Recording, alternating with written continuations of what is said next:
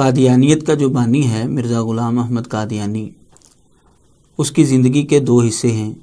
ایک حصے میں وہ عیسیٰ علیہ السلام کے بارے میں وہی نظریہ رکھتا تھا جو عام مسلمانوں کا تھا، یعنی وہ عیسیٰ علیہ السلام کو زندہ آسمانوں پر مانتا تھا۔ لیکن جب اس نے 1891 میں 2 رسالے شائع کیے، چھوٹے چھوٹے کتابچے توضیح مرام اور فتح اسلام، تو پہلی دفعہ اس نے عقیدے کے اندر جو ہے وہ تبدیلی کی، اور عیسیٰ علیہ السلام کو اس نے یہ تسلیم کیا کہ وہ فوت ہو چکے ہیں اور اللہ تعالیٰ نے مجھے عیسیٰ علیہ السلام کی جگہ پر جو ہے بھیجا ہے۔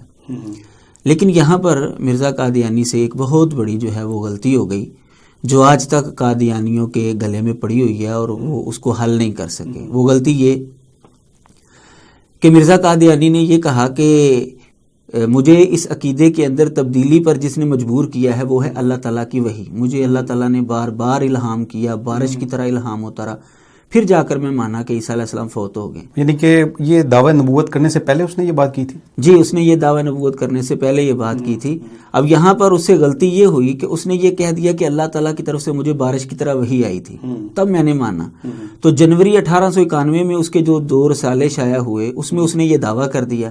اب ظاہر ہے کہ الہام جو ہے وہ جنوری 1891 سے پہلے کا ہونا چاہیے، لیکن مرزا قادیانی نے وہ الہام جو ہے وہ آج تک 1891 جنوری سے پہلے کا پیش نہیں کیا، نہ ہی کوئی قادیانی جو ہے وہ پیش کر سکا ہے۔